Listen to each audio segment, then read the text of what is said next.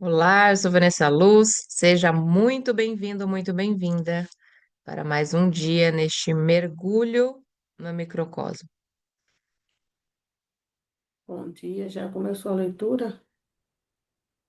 E tá gravando. Experiências da vida dos pais moldam o perfil genético das crianças. Bom dia a todos. Sabemos que as regulagens geradas pelo meio ambiente, descritas acima, podem ser passadas de geração em geração. Um estudo importante publicado pela Universidade de Duke em Lu de agosto de 2003, deve ser 10 de agosto de 2003, sobre biologia molecular e celular, mostra por meio de experiências com ratos que o ambiente rico pode ter influência mais forte que as mutações genéticas.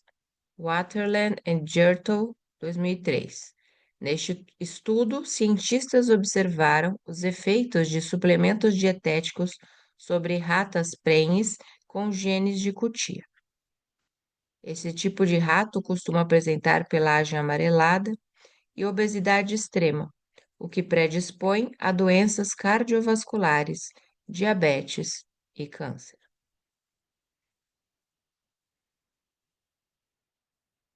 Posso colocar RG.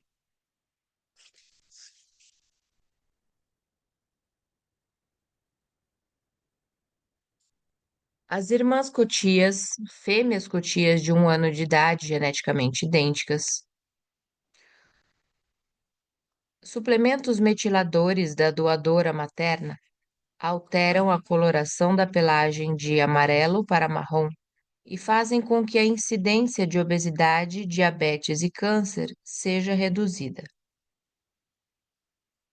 Na experiência, um grupo de cutias mães amarelas e obesas recebeu suplementos ricos em metil do tipo encontrado em lojas de produtos alimentares: ácido fólico, vitamina B12, betaína e colina. Os suplementos foram escolhidos porque muitos estudos mostram que o grupo químico metil está associado a modificações genéticas. Ao entrar ao contato com o DNA, esses nutrientes modificam as características das proteínas cromossômicas reguladoras. Se elas se juntam ao gene e o envolvem, a carcaça de proteína não pode ser removida e as informações do gene não podem ser lidas. Assim, o DNA metilado pode impedir ou modificar a atividade do gene. Dessa vez, as manchetes de dieta supera os genes estavam corretas. Ratas que tomaram metiladores tiveram filhotes de tamanho e peso normais e pelagem marrom, apesar dos genes cutia que herdaram da mãe. Já as que não tomaram os suplementos produziram filhotes amarelos, com tendência a ingerir quantidades muito maiores de alimentos que os filhotes marrons, e que dobraram de peso muito mais rápido que eles. A fotografia mostra claramente a diferença. Embora os dois ratos sejam geneticamente idênticos, têm aparência completamente diferente. Um é magro e marrom, enquanto o outro é amarelo e obeso. Outra diferença é que o amarelo é diabético, enquanto o marrom é totalmente saudável. Outros estudos mostram que os mecanismos epigenéticos são um fator importante em diversas doenças, entre elas o câncer, os problemas cardiovasculares e a diabetes. Na verdade, apenas 5% dos pacientes de câncer ou que apresentam problemas cardiovasculares podem atribuir suas doenças a fatores hereditários. Willett, 2002. A mídia alertou a descoberta do gene do câncer de mama, mas deixou de mencionar que 90% dos casos desse tipo de câncer não está associado a genes herdados. A maioria ocorre por alterações induzidas pelo ambiente e não por genes defeituosos. Klink, 2003, Jones, 2001, cepa 2000, Bailey 1997. As evidências epigenéticas foram tantas que alguns cientistas mais tradicionais começaram a mencionar o nome de Jean-Baptiste de Lamarck, o evolucionista antes tão desdenhado, que acreditava que os traços adquiridos por influência do ambiente podem ser transmitidos. A filosofia Eva Jablonka, a filósofa Eva Jablonka e o biólogo Marion Lamb declaram em seu livro publicado em 1995, Epigenetic Inheritance and Evolution, The Lamarckian Dimension, Herança Epigenética e Evolução, a Dimensão Lamarckiana. Nos últimos anos, a biologia molecular mostrou que o genoma é mais amplo e suscetível ao ambiente do que se imaginava. Mostrou também que as informações podem ser transmitidas aos descendentes de várias maneiras, não apenas por meio da sequência básica do DNA. Jablonka e Lamb, 1995. Bem, voltamos ao ponto em que iniciamos este capítulo, o ambiente. Em meu trabalho de laboratório, pude testemunhar diversas vezes o impacto do ambiente modificado nas células que estava estudando. Porém, foi somente no final da minha carreira de pesquisador em Stanford que a mensagem se tornou mais clara em minha mente. Percebi que a estrutura e a função das células endoteliais da mucosa dos vasos sanguíneos se modificavam dependendo do ambiente em que eram expostas. Quando eu adicionava produtos químicos inflamatórios à cultura, as células se transformavam rapidamente em macrófagos, os limpadores do sistema imunológico responsáveis por eliminar corpos estranhos. O mais interessante foi constatar que, mesmo após eu ter destruído seu DNA com raios gama, elas ainda se transformavam. Ou seja, mesmo funcionalmente enucleadas, essas células endoteliais conseguiam modificar seu comportamento biológico em resposta a agentes inflamatórios da mesma maneira que faziam quando tinham seus núcleos intactos. Isso me mostrou claramente que apresentavam algum tipo de controle inteligente, apesar da ausência de genes. Lipton, 1991. 20 anos se passaram desde que meu mentor, Irv Königsberg, me orientou a analisar o ambiente quando as células estudadas adoecem, mas somente agora compreendo exatamente o que ele quis dizer. O DNA não controla a biologia e o núcleo não é o cérebro das células. Assim como eu e você, elas são moldadas pelo ambiente em que vivem. Então, finalmente entendi a célebre frase: é o ambiente, sua besta. Capítulo 3.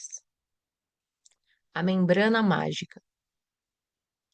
Agora que conhecemos melhor o mecanismo das proteínas, desbancamos o conceito de que o núcleo das células é o cérebro e o centro de suas funções vitais, e reconhecemos o papel crucial do ambiente nesse processo. Estamos prontos para a parte mais interessante, aquela que vai fazer todo o sentido em sua vida e mostrar como você pode modificá-la. Este capítulo trata daquilo que considero o verdadeiro cérebro das células, a membrana. Quando você entender a estrutura e os processos físico-químicos da membrana das células, provavelmente também vai chamá-la de membrana mágica. Em inglês, é até mais fácil fazer a associação entre as palavras membrane, membrana, e brain, cérebro, pois a pronúncia é parecida. Em minhas palestras, uso muito o trocadilho Magic Membrane Quando entender o conceito mágico da membrana, que abordo neste capítulo, juntamente com o do universo maravilhoso da física quântica, no próximo, você vai me dar razão quanto ao fato de os jornais de 1953 terem dado manchetes totalmente erradas. O verdadeiro segredo da vida não está na famosa dupla espiral, mas sim na compreensão dos mecanismos simples e elegantes da membrana mágica, que fazem com que o seu corpo transforme os sinais do ambiente em comportamento. Quando comecei a estudar biologia celular, em 1960, a ideia de que a membrana podia ser o cérebro da célula seria uma piada se fosse defendida. Devo concordar que, naquela época, os estudos sobre a membrana ainda eram praticamente inexistentes. Os cientistas a consideravam apenas uma espécie de pele simples e semipermeável de 3 camadas que envolvia o citoplasma. Pense em algo parecido com o plástico bolha usado para fazer embalagens, porém apenas com buracos, sem bolhas. Outra razão para que a ignorassem era o fato de ela ser muito fina, 7 milionésimos de milímetros de espessura. Só pode ser vista por um microscópio eletrônico, criado depois da Segunda Guerra Mundial. Portanto, antes de 1950, os cientistas nem tinham como confirmar sua existência. Pensavam que o citoplasma se mantinha unido devido à sua consistência gelatinosa. Com os novos microscópios, descobriram que todas as células vivas têm uma membrana e que ela é composta de 3 camadas. No entanto, parecia ser uma estrutura tão simples que não chamou a atenção. Na verdade, as 3 camadas escondem uma imensa complexidade. Os biólogos celulares descobriram as grandes habilidades da membrana celular, estudando os organismos mais primitivos do planeta, os procariontes. Os procariontes, que incluem as bactérias, consistem numa membrana celular envolvendo uma minúscula gota de citoplasma denso. Embora seja uma forma tão primitiva de vida, tem função específica. Bactérias não vagam pelo mundo como bolas de ping-pong, jogadas de um lado para o outro. Executam os mesmos processos biológicos que as células mais complexas. Ingerem, digerem, respiram, excretam e possuem até mesmo um sistema neurológico. Percebem onde estão os alimentos e vão em direção a eles. Além disso, são capazes de reconhecer toxinas e predadores e utilizam manobras de fuga para salvar sua vida. Ou seja, até os procariontes possuem inteligência. Mas de qual parte de sua estrutura vem essa inteligência? O citoplasma dos procariontes não possui as organelas encontradas nas células mais desenvolvidas, como as eucariontes, que têm núcleo e mitocôndria. A única estrutura organizada que poderia ser considerada cérebro nos procariontes é a membrana. Pão, manteiga, azeitonas e pimentão. Quando percebi que ter membrana é uma característica de vida inteligente, passei a estudar mais detalhadamente sua função e estrutura. Criei um lanchinho gostoso, brincadeirinha, para ilustrar a estrutura básica de uma membrana celular. Na verdade, é um sanduíche simples de pão com manteiga, mas, para tornar a analogia mais completa, resolvi adicionar azeitonas de dois tipos: as simples, furadas no meio, e as recheadas com pimentão. Quem sabe cozinhar, por favor, não faça cara feia. Essa guloseima já faz parte do meu curso. Quando não a menciono, meus alunos ou a plateia sentem até falta. Vejamos então como funciona a membrana de sanduíche. Faça um sanduíche simples de pão com manteiga, sem azeitonas, para representar uma parte da membrana celular. Despeje sobre ele uma colher de chá de corante. Como pode se ver na ilustração seguinte,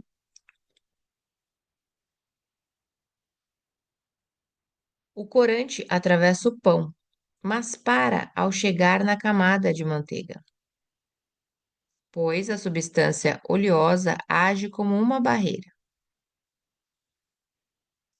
Vamos fazer outro sanduíche de pão com manteiga, dessa vez enfiando as azeitonas furadas e as recheadas na camada de manteiga. Se despejarmos corante sobre a fatia de pão e cortarmos o sanduíche ao meio para ver o que aconteceu em seu interior, veremos que o resultado é diferente. Quando o corante chega às azeitonas recheadas, para da mesma maneira que parou na manteiga, mas atravessa facilmente o furo das azeitonas sem recheio, passa pela outra fatia de pão e desce até o prato.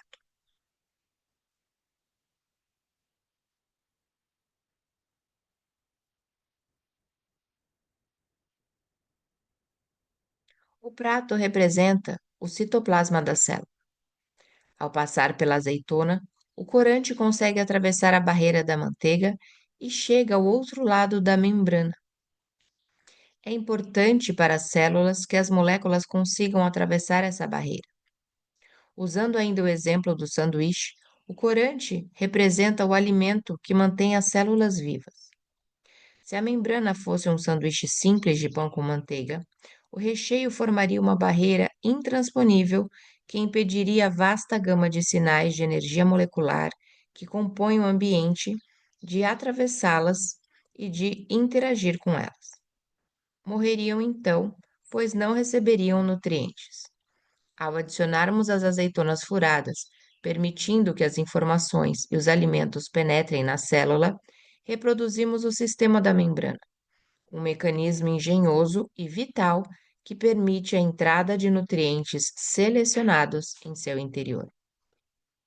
A manteiga do sanduíche representa os fosfolipídios da membrana, um de seus principais componentes.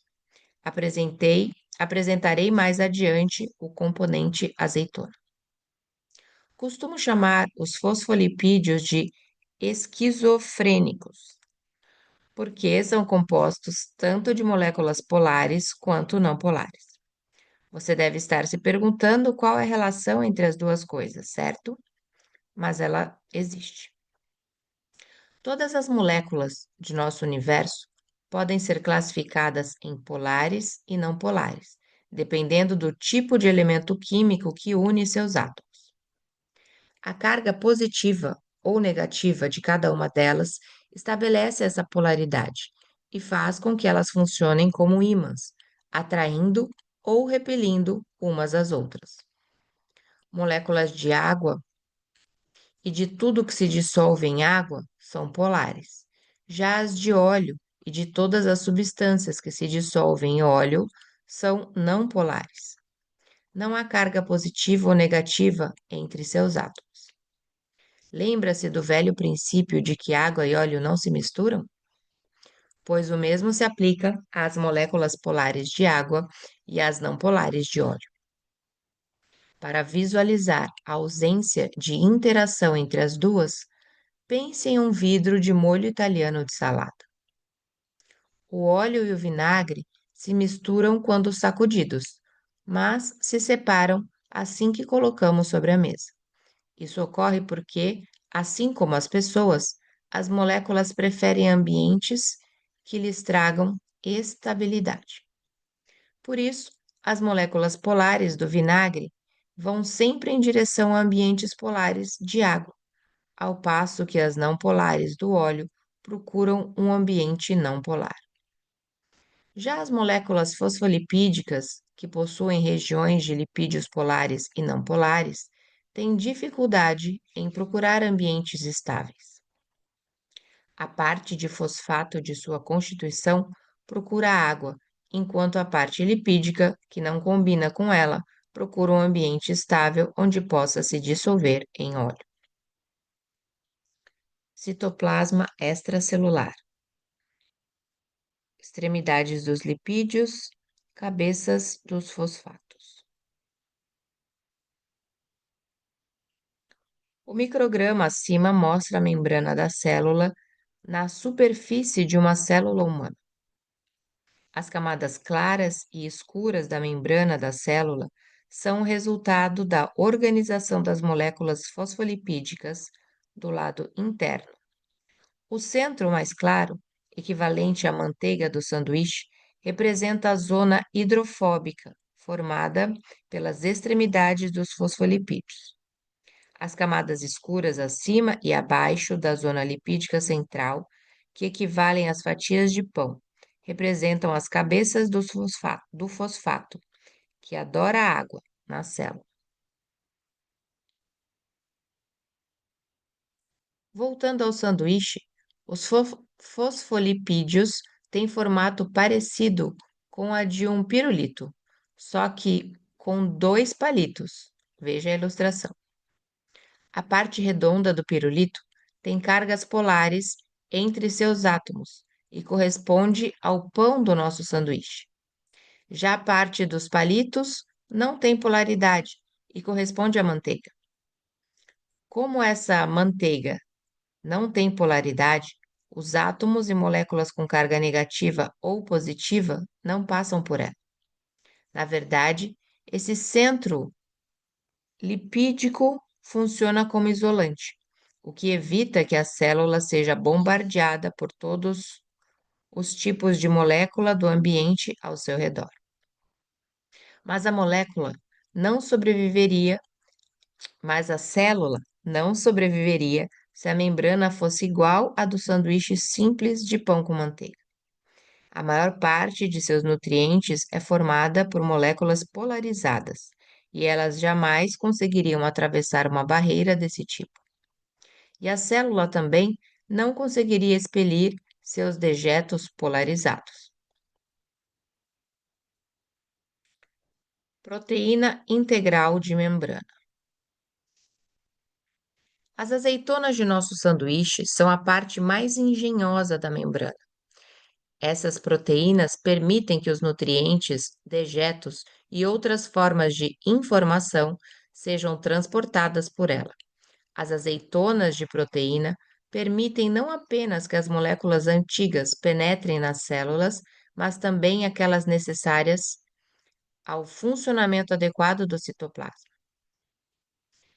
Em meu sanduíche, elas representam proteínas integrais de membrana, PINs ou IMPs, Integral Membrane Proteins, em inglês. Essas proteínas penetram na camada de manteiga da membrana, assim como as azeitonas das ilustrações. Como elas fazem isso? Lembre-se de que proteínas são compostas de uma espinha dorsal linear formada por aminoácidos. De cada 20 aminoácidos, uma parte tem polaridade e prefere a água, e os outros são sem polaridade e hidrofóbicos. A parte da membrana dorsal, composta de aminoácidos hidrofóbicos, procura estabilidade em ambientes oleosos, como a camada lipídica. Veja a seta da ilustração seguinte. E por isso vai para a camada do meio da membrana. Como algumas regiões da espinha dorsal das proteínas são compostas de aminoácidos e outras não têm polaridade, o filamento de proteína acaba atravessando o pão e a manteiga do sanduíche. Há vários tipos de PIMS, todos com nomes diferentes, mas que podem ser subdivididos em duas classes funcionais: proteínas receptoras e proteínas executoras. As PINs receptoras são os órgãos sensoriais das células, equivalentes aos nossos olhos, orelhas, nariz, papilas gustativas, etc.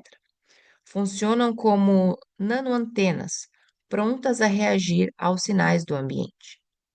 Algumas dessas proteínas integrais receptoras vão da superfície da membrana para o interior da célula para monitorá-lo, enquanto outras voltam-se para o exterior para captar sinais externos.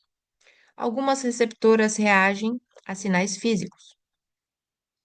Um exemplo é o da receptora de estrogênio, desenvolvida especificamente para complementar a forma e a distribuição de carga de uma molécula dessa substância. Quando há moléculas próximo das receptoras, elas se fixam nele como um ímã em um clipe de papel. Estabelecido o vínculo e a união completa, a carga eletromagnética da receptora se modifica e a proteína passa a ter configuração ativa. O mesmo ocorre com as receptoras de histamina, que se adaptam e complementam o formato das moléculas de histamina. As receptoras de insulina complementam o formato das moléculas de insulina, e assim por diante. As antenas receptoras também captam campos de energia vibracional como luz, sons e frequências de rádio. As antenas dessas receptoras de energia vibram como diapasões. Se uma vibração de energia no ambiente fizer vibrar uma antena receptora, isso vai alterar a carga da proteína, fazendo com que a receptora mude seu formato. Song, 1989. Tratarei desse assunto com mais detalhes no próximo capítulo. Só desejo explicar que, devido ao fato de as receptoras serem capazes de captar campos de energia, o conceito de que apenas as moléculas físicas têm ação sobre a fisiologia celular é obsoleto. O comportamento biológico pode ser controlado por forças invisíveis, incluindo o pensamento, e também por moléculas físicas como a penicilina, o que serve de base científica para o desenvolvimento de medicamentos energéticos que não envolvem produtos farmacêuticos. As proteínas receptoras desenvolvem um trabalho importante, mas não afetam sozinhas o comportamento da célula. Captam os sinais do ambiente para que ela possa decidir qual a melhor reação e comportamento para sua sobrevivência, mas precisam do complemento das proteínas executoras. Agindo em conjunto, as receptoras e executoras formam um mecanismo de resposta a estímulos comparáveis aos reflexos humanos, que os médicos testam durante os exames físicos.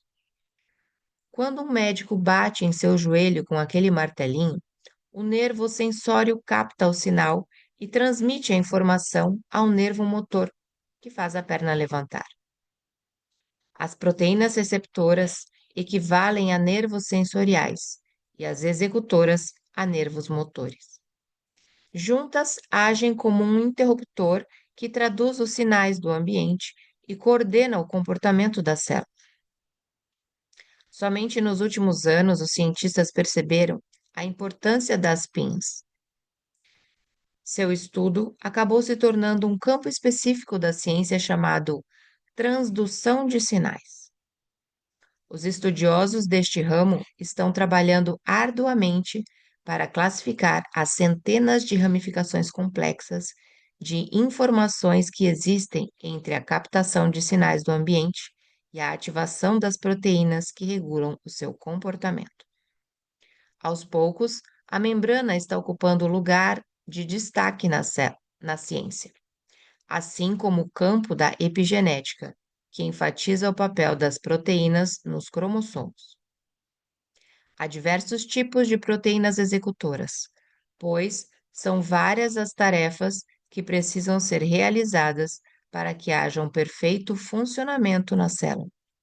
Transportar proteínas, por exemplo, envolve o trabalho de uma grande família de proteínas de canal que transferem as moléculas e as informações de um lado da barreira para o outro, o que nos faz pensar nos pimentões do sanduíche de manteiga e azeitonas. Muitas proteínas deste canal têm o formato de uma esfera levemente curva, semelhante a das azeitonas da ilustração. Veja a figura da página 94. Quando a carga elétrica de uma proteína é alterada, ela muda seu formato e, nesse processo, um canal é aberto em seu interior. Proteínas de canal podem ser, na verdade, duas azeitonas em uma, dependendo de sua carga elétrica. Quando estão no modo ativo, sua estrutura lembra a de uma azeitona furada, mas sem o recheio de pimentão.